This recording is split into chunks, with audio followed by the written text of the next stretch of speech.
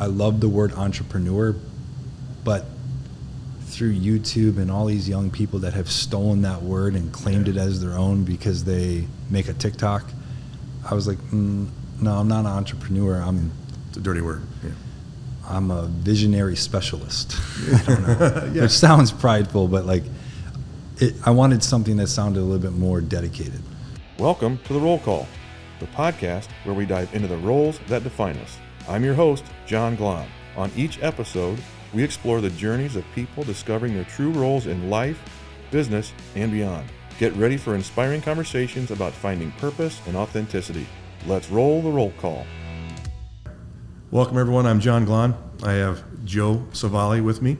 Yeah. Looks like we're all here and accounted for. Let's begin the roll call. So, Joe, welcome. Hey, thanks for having me.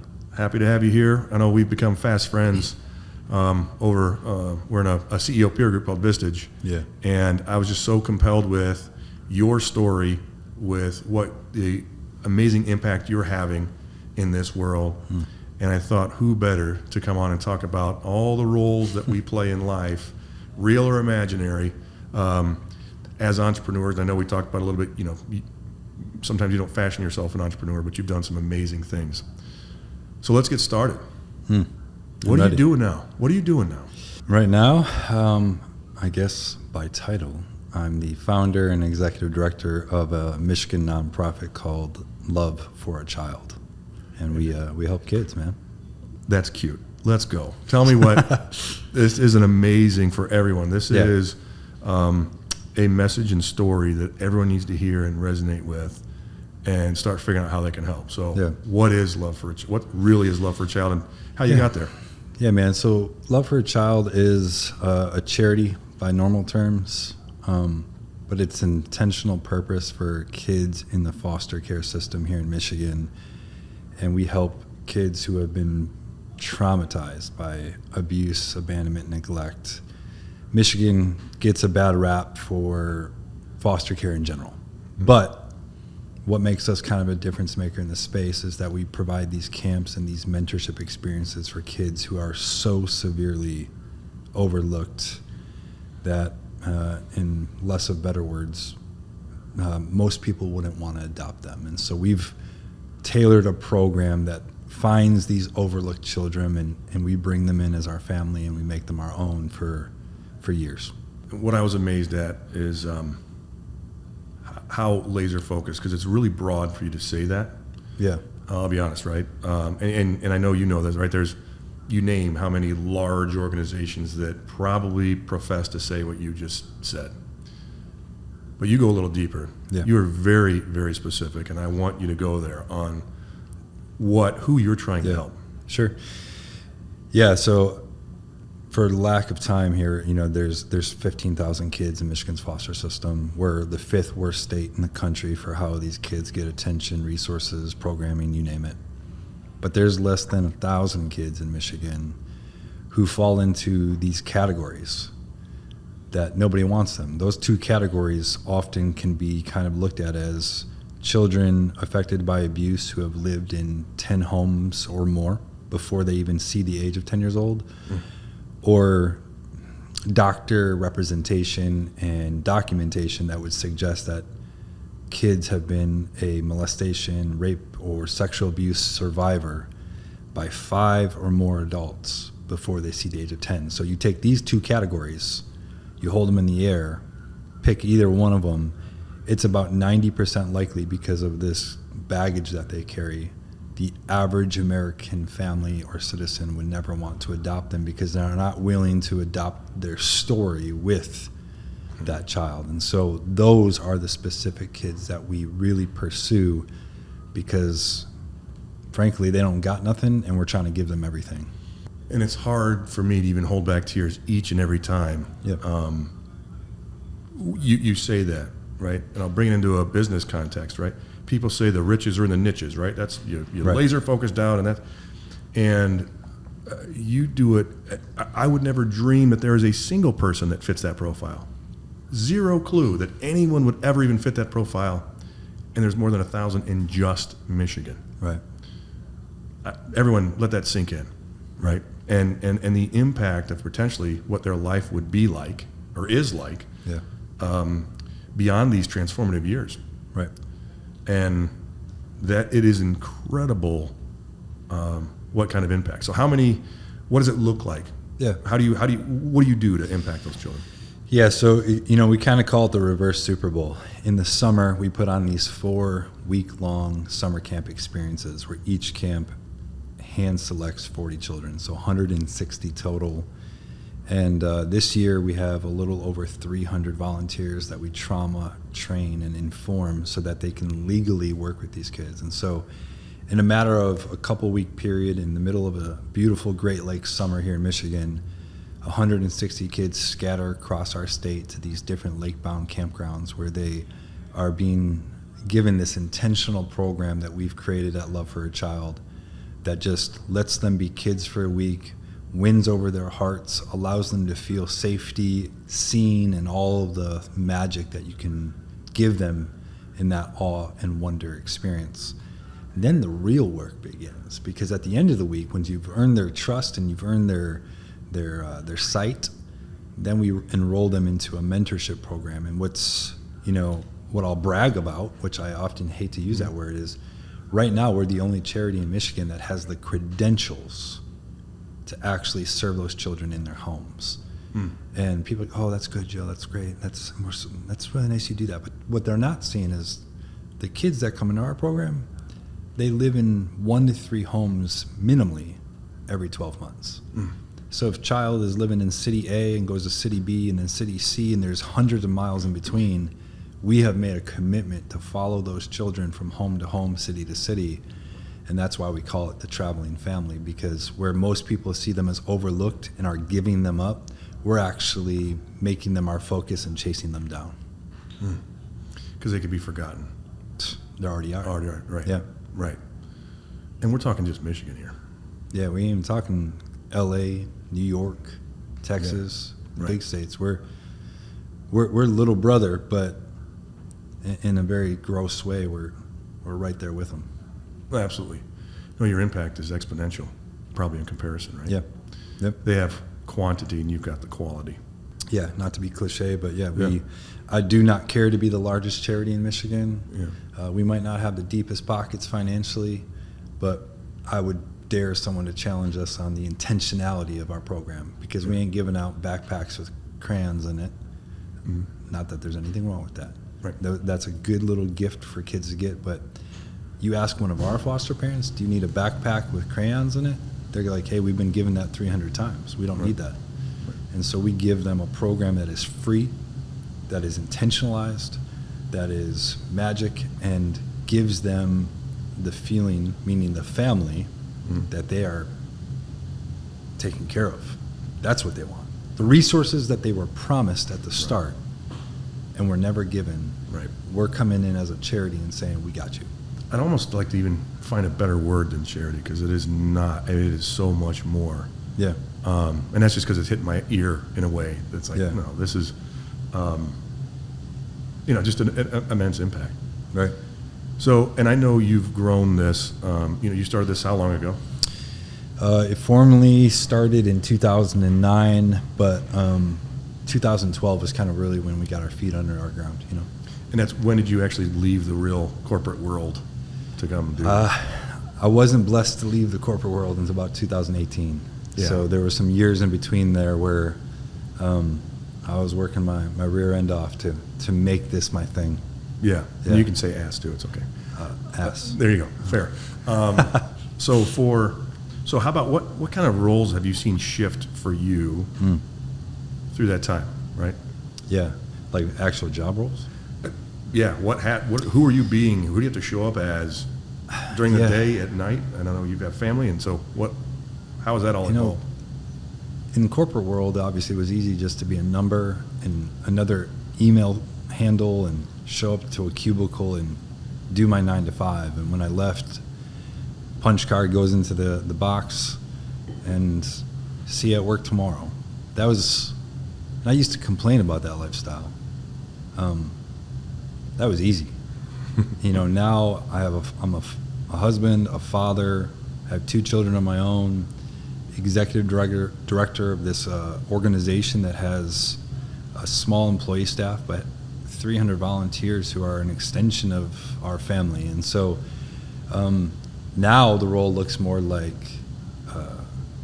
leader, director, mentor, life counselor, because there's so many people coming to me with problems. And at 39 years old, I have a lot of younger generation who are trying to fulfill and seek their own purposes. And so I play this kind of role as like Uncle Joe, Brother Joe. I mean, so the role is kind of a heart fulfillment. Mm-hmm. But probably a little maddening, right?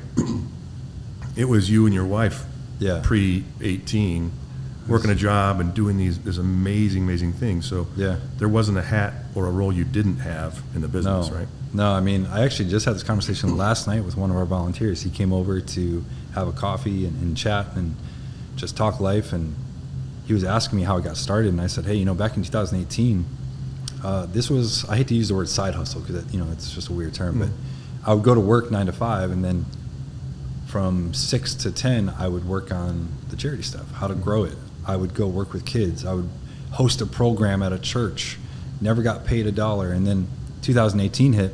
My wife was 5 months pregnant. She was sicker than a dog, sleeping in the bed, raising her first child in the womb. I had moved our offices from Marine City, Michigan to a different city 100 miles away, and our entire belongings for our offices were in our garage.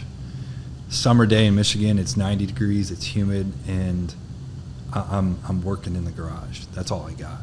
I don't have an office. I barely got any money in the charity bank account. I haven't paid myself $1 in 9 years. And you as an entrepreneur at that point sometimes go, what the frick am I doing, dude? Mm-hmm. It'd be a lot easier just to come home from work, crack a beer, and watch some TV. But here I am in my garage, like putting everything I have into this thing so that kids can eventually get it. And so to fast forward from 18 to 24 and go, hey, we got 7 employees, we got 300 plus volunteers. We now have 4 offices in Michigan. They're all about 200 miles apart from each other, but we have blanketed Michigan to eradicate the problems of foster care. And so to go from a garage in 90-degree heat and wonder, why am I doing this, to now have absolutely sustainable purpose, support, 4 offices, which is just a reminder of the blessing. Dude, it's been a wild ride, man. Yeah, and I know that doesn't happen overnight, and I know you've had some pretty meteoric success. Success is the wrong word. You've had success each and every Sure. life you've touched. Yeah. But when I even since the short time we've known each other, it's almost been like a dirty word for you to think or say, hey, I'm an entrepreneur, even though it's exactly what you do. Yeah. Because you're so tied to your heart and what you're doing. So you don't want to it seemed like you didn't want to make it sound that way. Yeah, I think I just struggled naturally with, I had done some things before this that had failed pretty miserably. And the charity thing always seemed more like you shared this experience with other people. At the end of the day, there is a leader of that charity, someone that had the vision, the mission, and raised the first dollar, which was me. And so that is an entrepreneurial spirit and heart and direction. But I think sometimes in my industry, we graffiti the word entrepreneur because there's so many people out there that, I grind and I hustle and I do this to make the money. And for me, I'm like, no, I'm working harder than you so that I can give the money away to some kids in the form of a program. And so I think there was a time where I loved the word entrepreneur, but through YouTube and all these young people that have stolen that word and claimed it as their own because they make a TikTok, I was like, no, I'm not an entrepreneur. It's a dirty word. Yeah. I'm a visionary specialist. I don't know. Which sounds prideful, but I wanted something that sounded a little bit more dedicated. No, absolutely. But if your mission is that you want to touch as many lives as possible, that doesn't come for free. And again, you've had to have 4 offices and to have 300 volunteers and train them. That can't be the Joe show. No. Right? It doesn't get that far. So you have to have people around you, which is the business context, right? Mm-hmm. And if making that decision that, it's not that most of us for the for-profit sector, we're benefiting I'm benefiting others, but I'm getting paid for it. Yeah. Whereas you are benefiting others and making that shift to, you deserve to make a living as well as a nonprofit, which is a whole nother rabbit hole for some of my friends that are in the nonprofit world and people having some negative, because people abuse it. Right. There are people that abuse it, but for the impact you're having, yes, you should be able to be compensated for that. Right. And in order to keep growing, you have to keep raising money, and it's a never-ending battle. So it is business. It's hard sometimes for the nonprofits to realize that, hey, if I structuralize some things and get people around me in the right context, right, wow, this can really blow up. Yeah. And so it comes from, hey, you're doing this wonderful mission, but like, hey, how can I step back and like, how do I impact more without me grinding and working harder and having more roles? So, right. And so now you're one of the select few that I don't know that I could have made happen, where you're molding your roles within your company. Yeah. You have a certain special someone as your right-hand woman. Yeah. So my wife, when you walk in, either door you walk in, right? So my wife at home and in the workplace is, I guess, the real boss. No, but she obviously is great at what she does, and she's the co-founder, but she's also kind of the operating manager. And so where I can sometimes go off and be the visionary and lack of better words, be the face and the voice of the organization, that's my personality. My wife can be the hammer and the nail and the nuts and the bolts of the organization, where she runs the timelines and the processes and the people to make sure that our deliverables and different things are going to be done. I think what people should know about nonprofit, that is, it's basically operated like a for-profit business. Mm-hmm. You still have bills to pay, you still have people to pay, you still have timelines and goals to reach, and if you don't, you're not just like, oh, we got to shut the door of the office. You're like, we don't get to serve the very kids that we've promised this commitment. So for me, that's single-handedly the biggest and strongest important piece. Mm-hmm. And so, but yeah, working with your wife, sometimes you work an 8-hour day, then you go home and crack open a bottle of wine, deal with the kids. And you're like, holy God, we've been arm in arm with each other for 16 hours. And don't get me wrong, it can be phenomenal at times. It can also be the biggest pain in the butt at times. Yeah. I mean, you got to really know who you are as an individual, as a couple, and as a business for that all to work. Yeah, and not just one of you. Yeah, exactly. Right? Both have to understand that. Right. And that is what's beautiful, right? You're sharing in that same mission. Mm-hmm. And if you're the exact same, I don't know that works, right? Right. I think that would be impossible if her and I shared the same mindset, heart, and skill set. We would actually probably clash more than we already do, because we'd be fighting for the same duties. And so it's great that I'm a little bit more of a free bird and visionary, and let me just go out in the world and make things happen. And she's like, no, I need the blueprint, I need the numbers, I need the data and the research, and I'm going to go out and do this. Yeah. And I am not that person. And so we carry those two different weights very balanced. Yeah, well, that's fantastic. How do you see your role, right now? What is it that fills up your cup?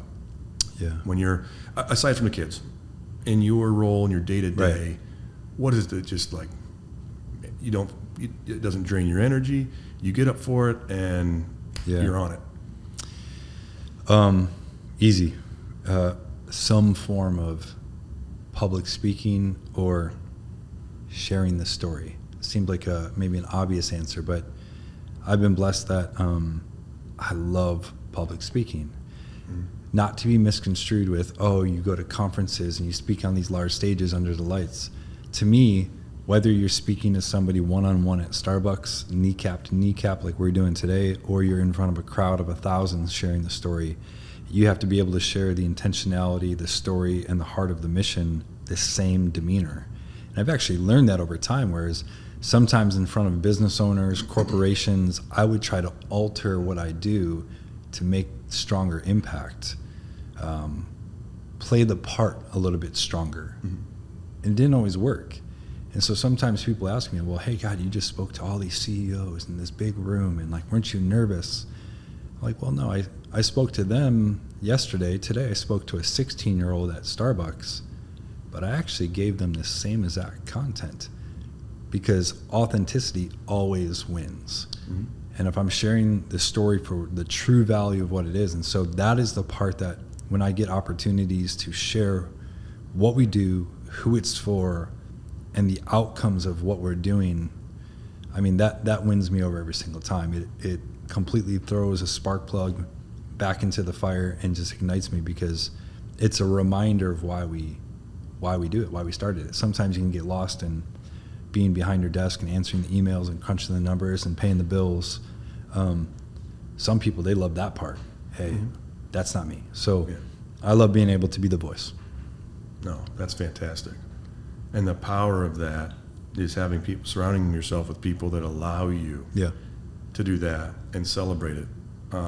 Because that can also be construed as, I'm back here working and doing these things, and you're just out gallivanting around talking to people. There's an immense power in both and all, right? They all have to happen in order for you to achieve the dream, the goal. Right, exactly.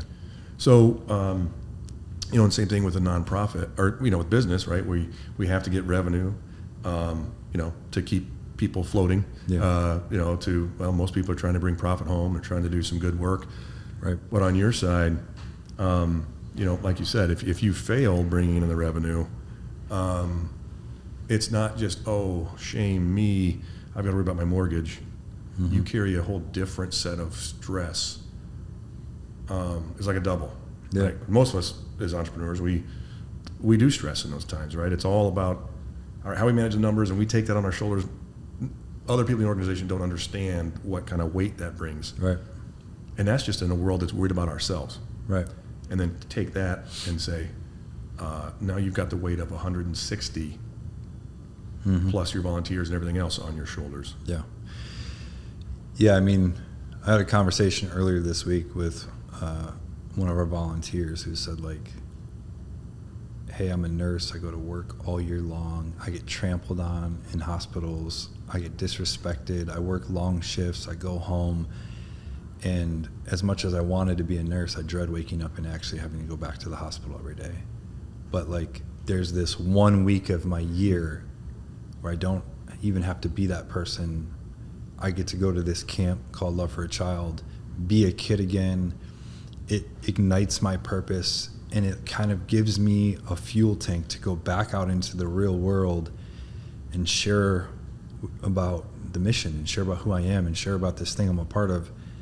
Eventually that tank starts to dwindle, but by the time a year has gone by, I get to do it again. And so I often think, I'm like, man, if the program went away, not only would the kids be let down, but there would be all of these volunteers who they wear this somewhere internally inside them, and we would be taking away their purpose, their strengths, their aspirations. And so, yeah, I mean, as the organization has grown, it's I would be lying if I would say, like, hey, this stress isn't there. I mean, I have so much respect now for people who start their own companies, whether nonprofit or for-profit, because I get it now. You have to go home and lay your head on your pillow and really go, I have bodies to watch over. If I don't be the visionary and work my butt off, then these people don't get to go home to their beds and their families and their kids fulfilled and restored and rejuvenated. And so you wear all the hats of stress, from paying the bills to fulfilling people's missions, and it's tough, man. And I'll go even a little deeper, right? I'm a firm believer in collective consciousness, whatever word, right? Whatever it might be, of how we impact others around us. Yeah. So that's directly impacting those around you.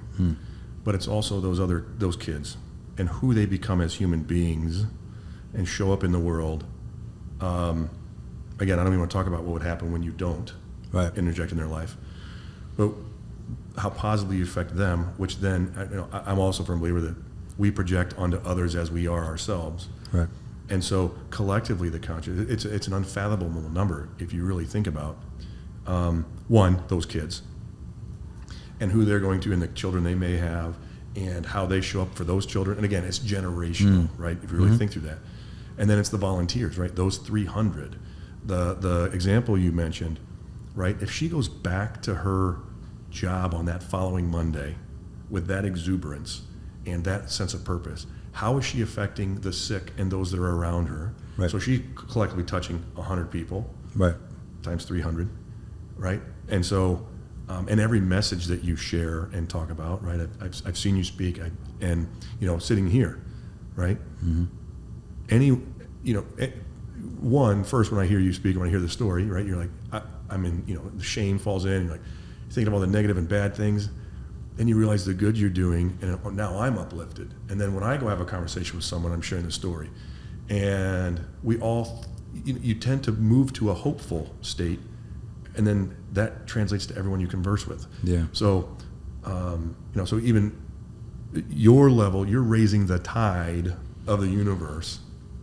Every talk you have, every time you have an event. Because I firmly believe the vibrations of the universe, right, are all lifted. Right. Right. And so it's even beyond that mission that you have for those very, very specific children, right. which is amazing. 100%. Yeah. Now, one thing that this is the roll call, and I loved, and trust me, I want to focus on this so much. Normally I don't go so deep into someone's business, but there's such a different passion and plea and things in here. But moving it over to the family side, the roles that we play, we already talked about your beautiful wife being a part of everything. Right. You get 2 beautiful kids, and I know you guys maneuver things around to be the right role for that. So tell me what that's like, being the dad. Yeah. When we started this process of raising a family, we always envisioned, hey, I want to be cool with, the kids will travel with us, and while we're putting on these programs that help children in foster care, our kids will be just on the other side of the wall experiencing it and watching it and seeing it. And we talked about it. But now my kids are 5 and 2, soon to be 6 and 3. And they do travel with us. And my daughter talks about the camps all the time. She talks about the kids that we serve, and she's finally seeing the vision. And if you were to sit my 5-year-old down in the chair next to us and say, what does mommy and daddy do for a living? I think she would have that simple answer. Mommy and daddy help kids who don't have mommy and daddies. And we're like, hey, if that's all she says, we're already making impact. Right. But at the end of the day, man, it's I work with my wife. My kids are sometimes in my office. There was a time where I finally got an office, and my daughter was 1 year old, and my wife had to still go to her day job, and I couldn't afford a nanny, so I have my kids sleeping on the floor next to me. So talk about entrepreneur 101, changing a dirty diaper and taking a Zoom call at the same time, and hoping that the kid doesn't scream. And so we have definitely intertwined family and business, but I don't think I would have it any other way. We're super blessed to have our kids be kind of a part of this vision with us. But it's tough. Yeah, and and by the way, we'll get to how to contact Joe in the future, but just I implore you to watch, see what he posts. He's got his kids. Stallone is was a stud. He's a lady killer. I can already tell that. He is. No, but on a serious note, what I do love, because you share, you create space for them during the week, which not many people do that. Yeah. So just share with how you structure your week so that you can be there with them and create space. My wife and I kind of started this thing where I said, hey, we only got a few years with them when they're young to really create core moments that eventually will be their memories. And so what started off as a mishap turned into I wouldn't change it. And that mishap was I would stay home on Wednesdays with my kids. I called it Dad Wednesdays. So while everyone else went out to jobs and put on their suits and their ties and faced rush hour, I was pouring bowls of Honey Nut Cheerios, still answering emails during nap times, taking a conference call when, we put a little Bluey on the TV. But majority of that day was me just being present with the kids.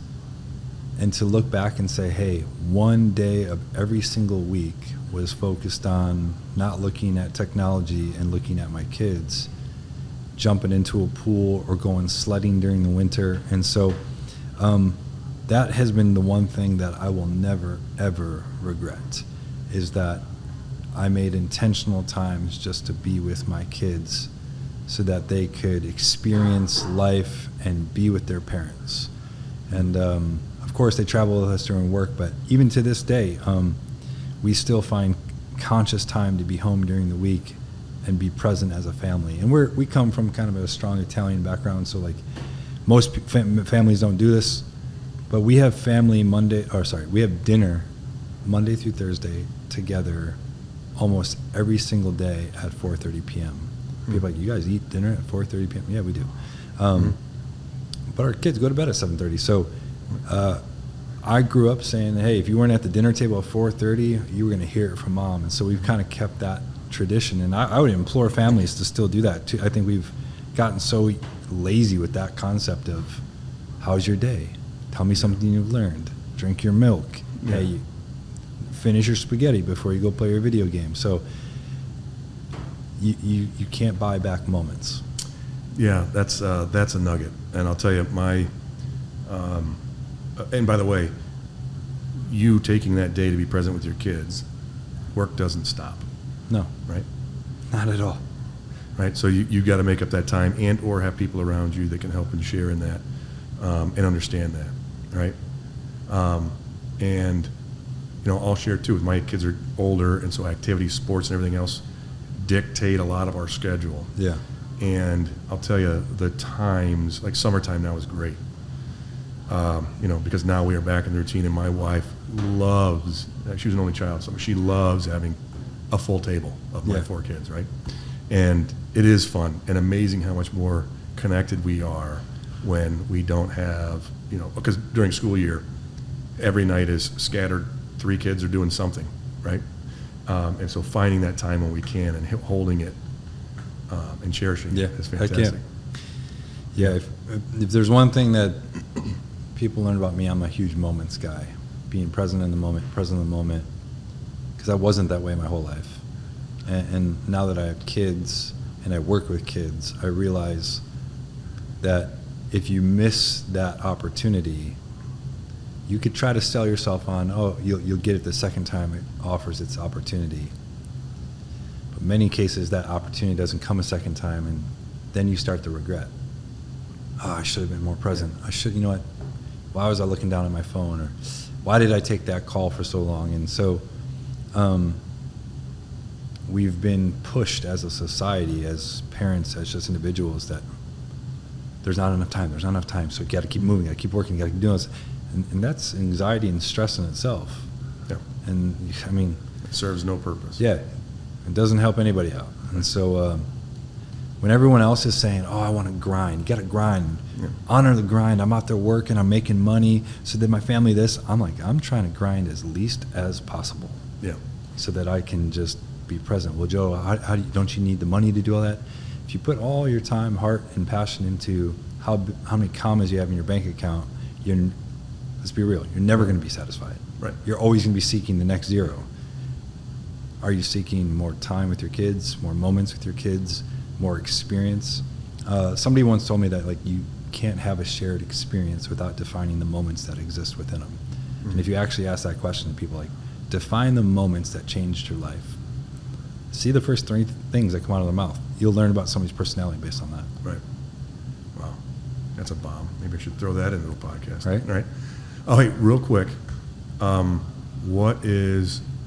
love hearing and sharing these things. What's a failure in your eyes that you've had, and what did you learn from it? It can be personal, business, whatever. I'm going to go emotional with this one, kind of, it ties back into the charity, but in like 2008, when we first launched the program, I sat down with this abuse survivor who didn't have parents.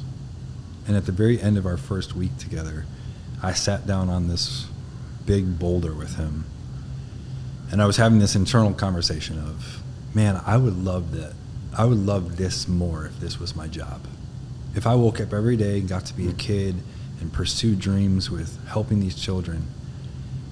And for the next 3 to 4 years, I thought about this conversation that I had with this 10-year-old child on that rock vividly every single day.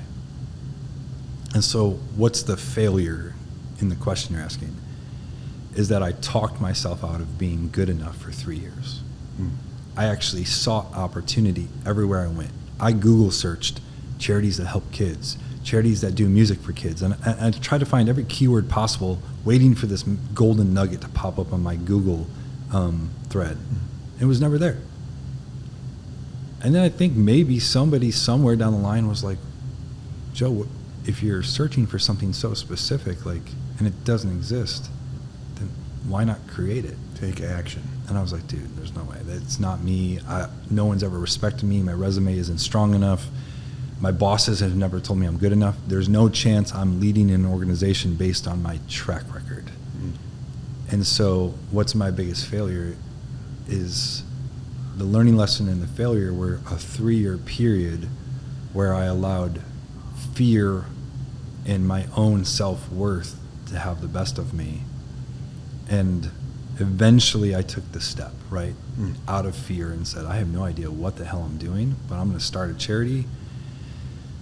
Before you know it, I had paperwork that said legally I was, and then I've always looked back at that 3-year window of time, not as a regret, but as I failed myself because I could have started my passion and my experience for life sooner. And my encouragement to a listener would be is like, if there's like that small nugget of you've been wanting to do something and you've talked yourself out of it for 3 years, like, you will never know until you try. It's a term. Yeah, we've heard that term 1,000 times, but like, it's a lot easier to talk yourself out of it. Absolutely. The easy route. Heck yeah. The hard route is the one that's the most rewarding. Yeah. Man, that's a hell of a nugget. And thank you. Right? Yeah. Fear paralyzes us. Heck yeah. Well, thanks, man. I know I Yeah. haven't allowed you to have a plug. I want this to be heard as wanting to help share your story, help impact as many people as we possibly can. And I know you said you don't want to be the largest nonprofit, but I know you want to impact as many people as possible. So how do people reach you? What's the best way to be in touch with you and help? Yeah. I think the easiest thing to do would be to go on our website, lovefораchild.org, click any video that you want to watch, dedicate 3 minutes to watching one video that we've shared with the world, use our contact page to send us a note, give us a phone call, shoot us an email. And yeah, we might not want to be the largest by quantity, but we want to be the largest with intentionality. In fact, our key phrase for this year is with wild intention. And not to be mistaken with the word wild as reckless or chaotic, but wild as I can't count the value because it's such an immense amount of depth. And so we want people to hear this small podcast, but take that next step and go watch a video, read about what we're doing for foster care kids, find their own purpose, shoot us a line, come join us on the mission. Or if even a business would ever watch this, would be like, hey, these are the type of kids we want to support. It's the type of heart of purpose we want to support. Let's do it with wild intention. Lovefораchild.org. Awesome. Yeah. Thanks, Joe. Yeah. Thanks for amazing having time as always. And for the roll call, that's a wrap. Thanks for tuning in to The Roll Call with John Glahn. If you enjoyed today's episode, be sure to subscribe for more insightful conversations. Remember, discovering your true role in life is a journey worth exploring each and every day. Until next time, keep defining your path and living your authentic self. This is John Glahn signing off.